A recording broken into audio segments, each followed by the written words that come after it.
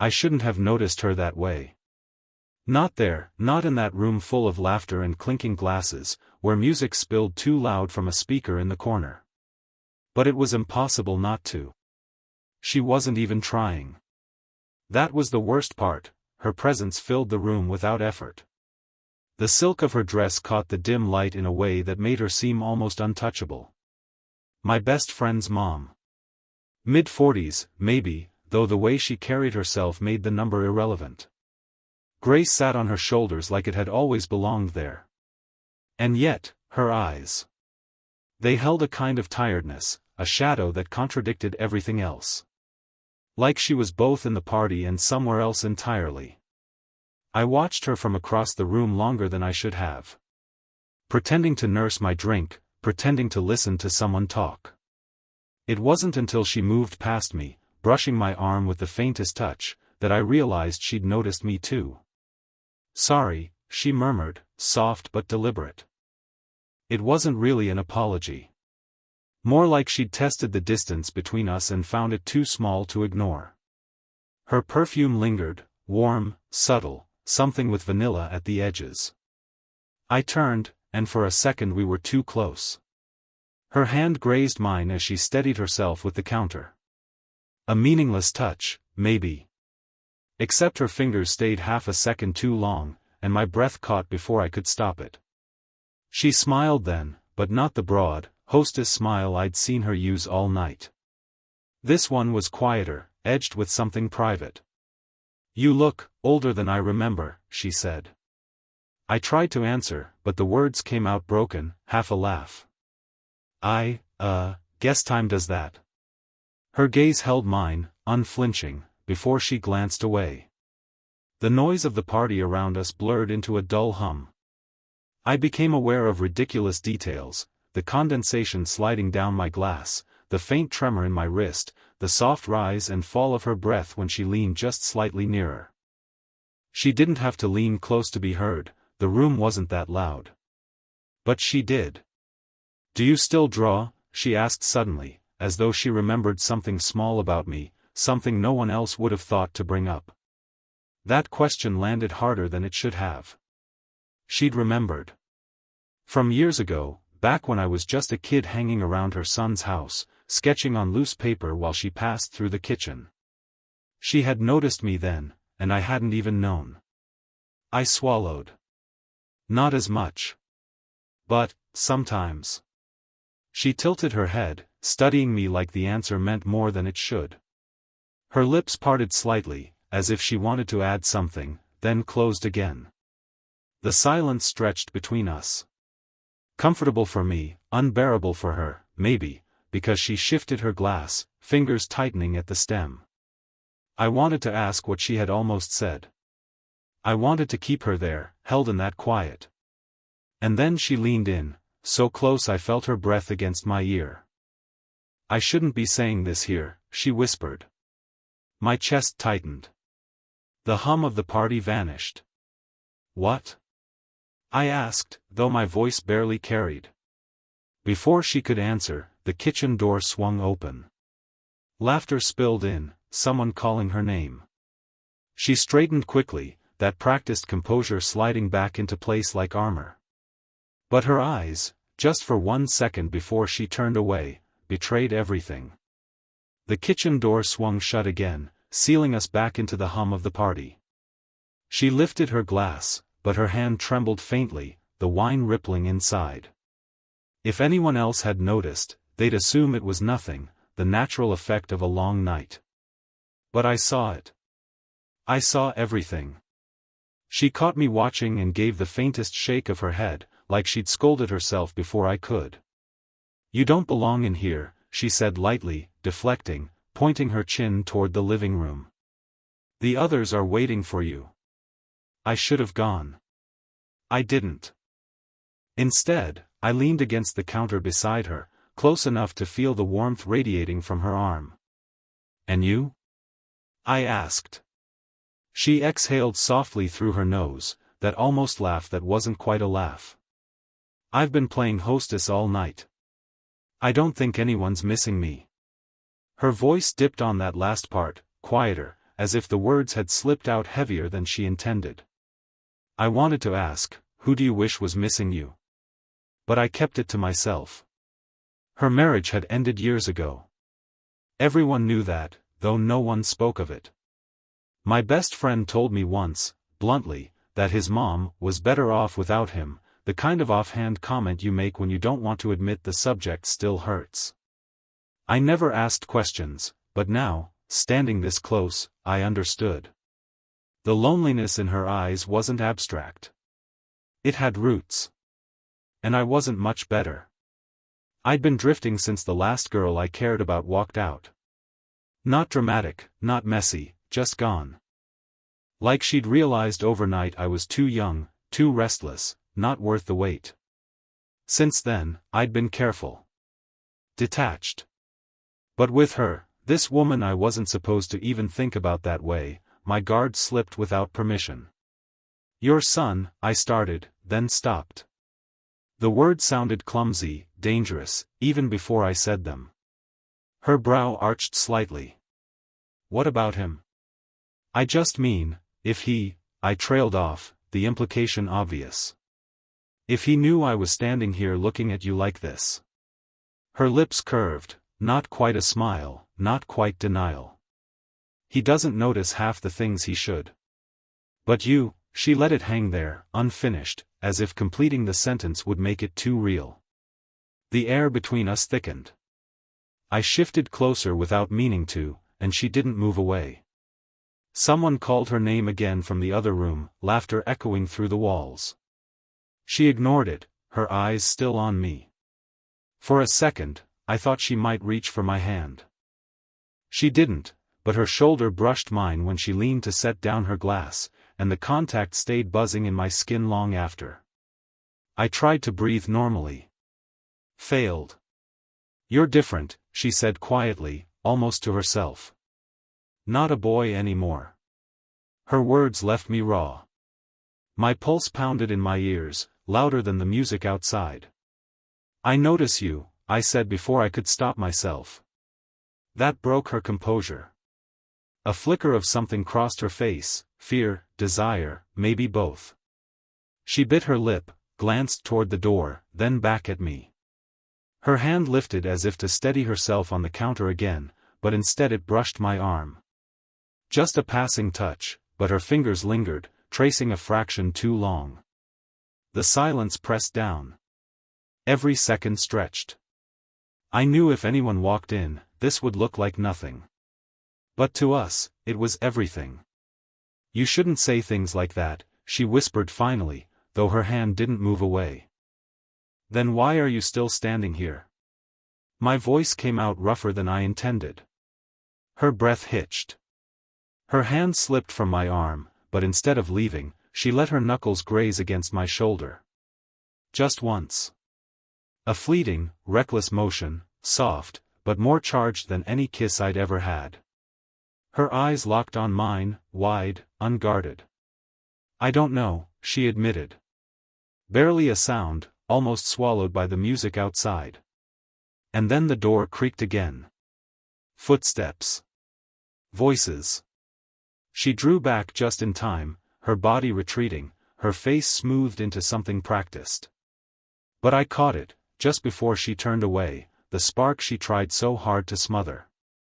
The spark she couldn't. The living room roared with laughter, someone telling a story too loud, too long. In the kitchen, it felt like another world, quiet, charged, claustrophobic in ways that had nothing to do with space. She'd stepped back when the voices came closer, glass lifted like a shield. I tried to match her composure, but my pulse betrayed me, hammering against my ribs. The door cracked open. My best friend leaned in. Mom? You hiding? Her head turned so quickly, her hair brushed her cheek. Just a minute, she called, voice steady, smooth. I froze, barely breathing. If he looked 2 feet further, he'd see me against the counter. But she shifted, blocking me from his view with effortless grace, as though she'd rehearsed this kind of cover before. He shrugged, distracted. Okay. They want you for a toast. The door shut. We didn't move for several seconds. Only when the footsteps faded did she lower her glass, her hand trembling again. "You should go," she whispered. "I can't." The word slipped out raw, instinctive. Her lips parted, ready to protest, but no sound came. The silence stretched, thick enough to touch. Her eyes met mine again, softer this time, like she was searching for an excuse not to feel what she did. "You don't understand what this would mean," she said finally. "I do." I stepped closer, reckless. "I know exactly." She shook her head, but didn't move away. The space between us shrank to inches. Her perfume, warm, faintly sweet, wrapped around me. Her arm brushed mine again, deliberate this time, and I caught the quick rise of her chest when she inhaled.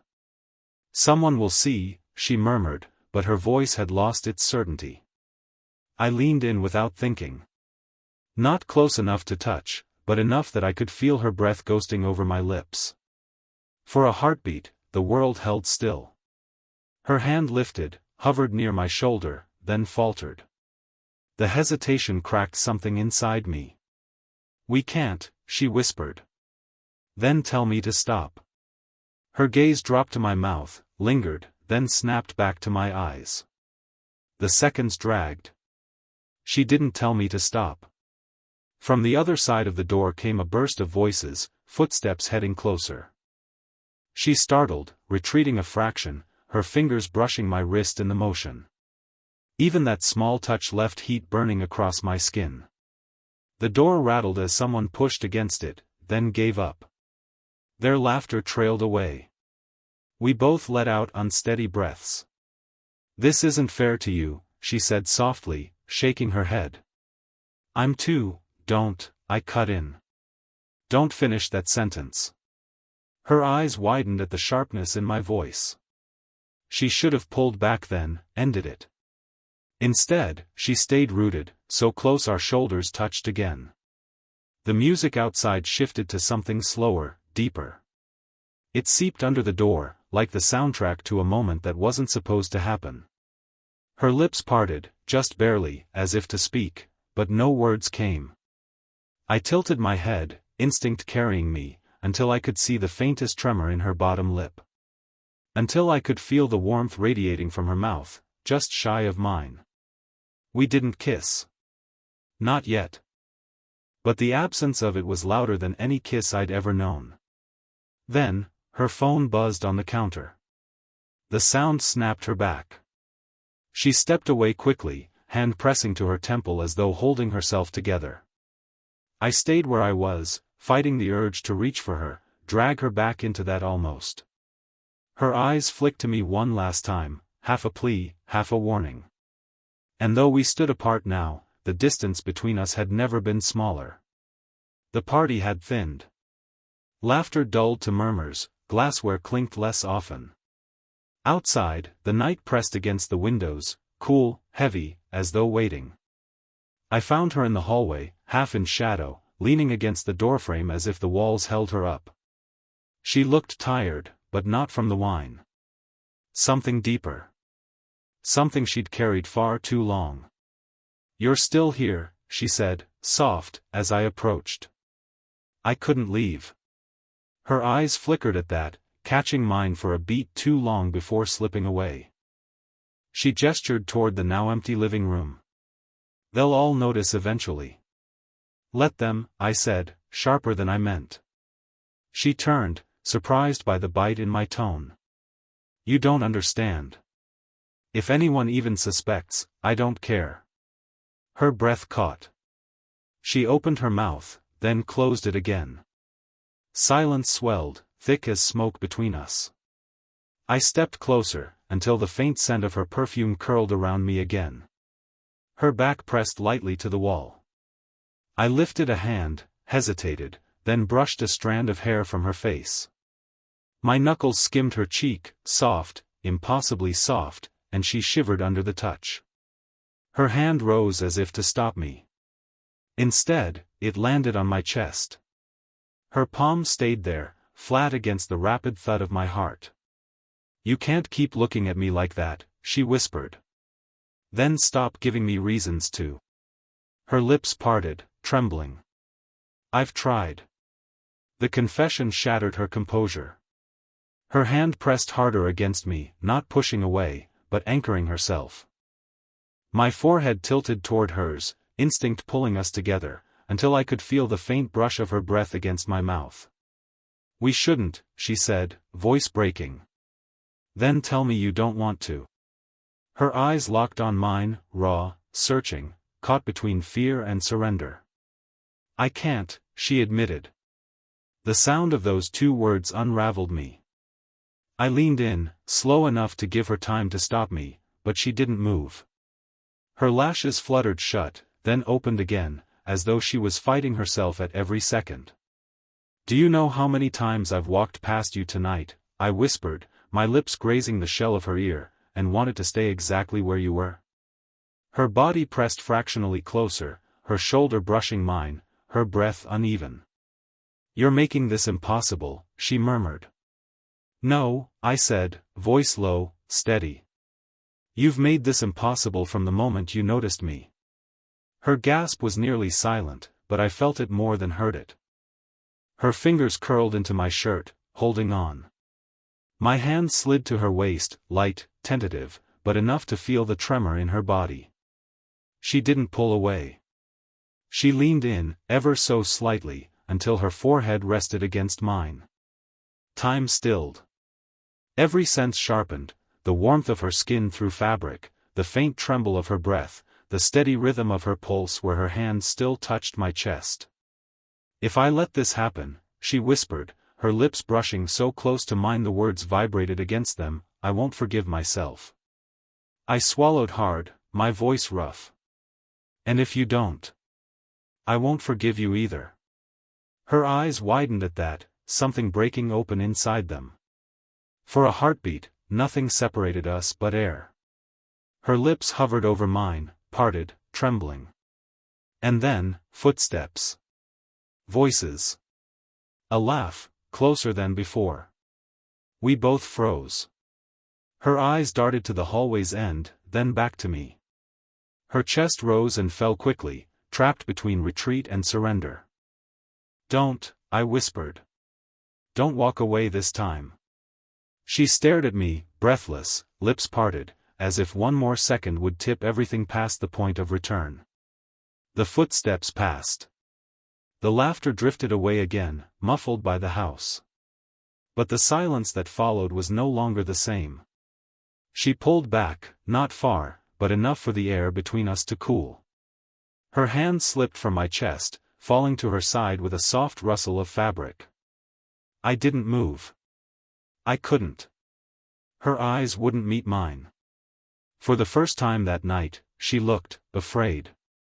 Not of me, but of something larger, heavier, closing in. What? I whispered, searching her face. Her lips parted, then pressed shut. She took a breath that trembled on the way out. Finally, someone saw us. The words were almost inaudible, but they hit like a blow. I blinked. Who? She shook her head, once. When I came back from the kitchen earlier, I caught your friend watching. Not my son. The other one. He saw me lean too close. The room tilted, hot, suffocating. My hands curled into fists before I realized it. Did he say anything? Not yet. Her eyes flicked up, finally meeting mine. But you know how these things grow. A whisper becomes a story. A story becomes, she cut herself off, her throat tightening. I stepped closer, lowering my voice. So? Let them whisper. She gave a bitter laugh, sharp but fragile. That's easy for you to say. You'll be a rumor. I'll be the woman who, she didn't finish. She didn't have to. The woman who crossed a line. Who let herself be seen wanting what she shouldn't. I reached for her, but she flinched, not from disgust, but from fear of being touched at all. Her back hit the wall, her breath catching as if my nearness burned. Don't, she whispered.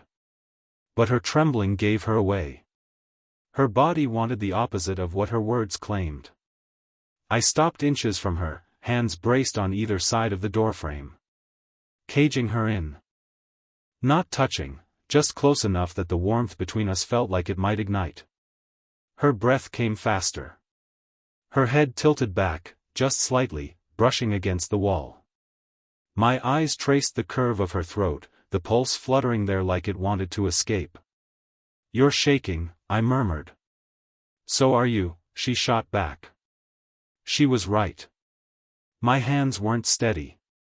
My voice wasn't either. A long pause stretched, unbearable. And then her voice cracked, low, raw. Do you know how long it's been since someone looked at me the way you do? The confession ripped something inside her. She pressed a hand to her face, sliding it down as if ashamed of the words. I swallowed, throat dry. I can't help it. Her hand dropped, and she looked at me like she wanted to believe that, like it was both her undoing and her only lifeline. I don't know what scares me more, she whispered. That will be found out, or that I won't be able to stop.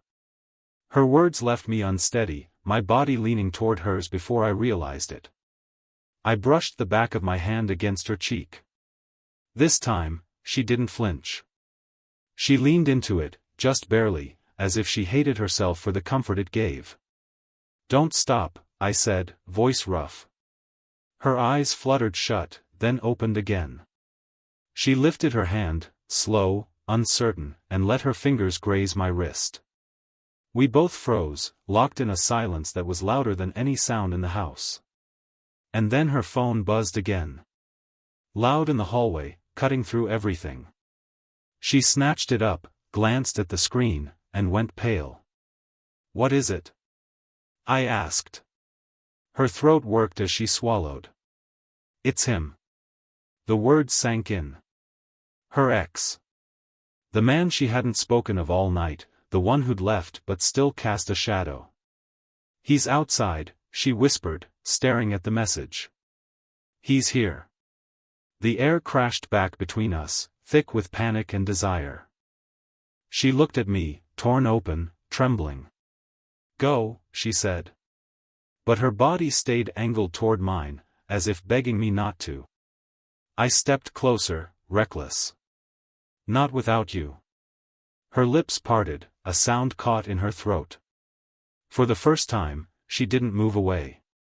The decision hung there, trembling in the air between us, danger at the door, desire at its breaking point, seconds away from collapse. Her phone screen glowed in the dim hallway. One message. Just one. But it changed the air completely. He's here, she whispered again, voice cracking. Her ex. The ghost that had never really left her. The shadow everyone pretended wasn't there. I should have stepped back then, let her go, let her deal with it. But I couldn't move. Not when she looked at me like that, wide-eyed, trembling, caught between terror and need. Do you want me to leave? I asked, low, rough. Her lips parted, but she didn't answer. Her breath hitched. Her body stayed angled toward mine, like every instinct betrayed her words. I stepped closer. Close enough that my chest brushed her shoulder when I leaned down, my voice warm against her ear. Say the word, I murmured. I'll disappear. She shivered. Her hand lifted, hovering at my shirt, then curling into it, not pushing me away, not pulling me closer. Just clinging. I can't. I shouldn't, she whispered, but the sound was hollow. I touched her face, brushing a stray strand of hair back, my thumb grazing her cheek. She leaned into it, eyes closing for one long second. When she opened them again, the fight was gone. Only truth remained. You make me feel alive, she said, voice shaking. The words undid me. I bent my forehead to hers, both of us trembling, the air hot and sharp between our mouths. Then don't stop. The house around us blurred, muted. The only rhythm was her uneven breath, my heart pounding against her hand still pressed to my chest. She tilted her head, lips hovering a breath away. We both froze at that edge, suspended. One step forward, and everything changed. One step back, and we'd lose it forever. Her eyes searched mine, desperate, terrified, wanting. "I don't care what they say," I whispered. "Not anymore." Her answer came not in words, but in the way she closed that sliver of space, her lips brushing mine, tentative, then certain. It wasn't polished. It wasn't careful. It was messy, trembling, raw, everything we'd been holding back pouring out at once. Her hands gripped my shirt, pulling me closer. My arms wrapped around her waist, feeling the soft give of her body against mine. The kiss deepened, not just desire, but something heavier, older, longing, regret, release. She broke it first, pulling back just enough to breathe, her forehead still resting against mine. Her eyes glistened, not with sadness, but with clarity. "This is madness," she whispered. "Then let's be mad." A laugh escaped her, shaky and wet, her hand sliding to the back of my neck. "God help me," she breathed, "I can't stop." For the first time all night, we weren't fighting it. Not pretending. Not hiding. The message on her phone still glowed, the world still waited outside, but here, in this stolen moment, we chose each other. The fear, the guilt, the risk, it all stood there with us. But so did the truth. She looked at me, steady now, her lips swollen, her cheeks flushed. "Whatever comes after this," she said, her voice firm, certain, "you know it changes everything." I nodded, no hesitation left. "Good." And in that single word, she understood. For the first time, fully, completely, we both did. The house had gone quiet. Guests trickled out, cars pulled away from the curb, the night air settling heavy and still. Only a few voices lingered in the distance, but the laughter was gone. We hadn't moved from the hallway. Her phone still lay on the counter, the message unanswered. The man outside, the past she hadn't invited, was no longer knocking. Maybe he'd given up. Maybe he was waiting. It didn't matter. What mattered was the way she looked at me now. Not fearful. Not guarded. But clear. Her hand slipped into mine, tentative at first, then tightening as if to say, "Don't let go yet." "I've been scared," she admitted quietly. "Scared of being seen. Scared of wanting this. Scared of myself, most of all." Her words cracked something inside me, because they sounded so much like mine. "I thought about walking away tonight," I confessed. "Telling myself I imagined it. Pretending you didn't look back at me the way you did." She gave a small, breathless laugh, shaking her head. "We're both terrible liars." We stood there in silence, our fingers woven together. It wasn't the frantic, trembling heat of before. It was slower now. Steadier. I reached up and brushed her hair back from her face again. This time, she didn't flinch. She leaned into my hand, her cheek warm against my palm. "You're too young to carry someone else's regrets," she murmured, eyes closing briefly. "I'm not carrying them," I said. "I'm choosing you." Her eyes opened, glossy but soft. For a long moment, she just studied me, as if trying to find the flaw, the crack that would make me turn away. When she didn't find it, her shoulders eased, the tension leaving her in one long exhale. She stepped forward, into me, her forehead resting against my chest. My arms went around her, holding her close. It wasn't urgent. It wasn't desperate. It was something heavier, the quiet surrender of two people too tired to fight what was already true. We stood like that until the clock chimed faintly in the living room. Her hand traced down my arm, her fingers finding mine again, squeezing once as though to anchor herself. "Do you know what people will say?" she asked finally, her voice muffled against me. "Yes," I said. And I don't care. She lifted her head then, meeting my eyes. Whatever walls she'd built were gone. She kissed me, not frantic this time, but slow, tender, lingering. A promise. When we pulled apart, she rested her forehead against mine, smiling through the shake in her breath. I don't know where this goes, she admitted. But I know I want to find out. That's enough, I whispered. We stayed there, close, our hands still clasped, our bodies still brushing. The world outside would press in soon, rumors, questions, judgments. But in that quiet moment, none of it reached us. What we had wasn't perfect. It wasn't safe. But it was real. And for both of us, that was everything. The night settled around us. Her head on my shoulder. My hand laced through hers. Neither of us moving away. For the first time, we weren't pretending. For the first time, we weren't alone. 5.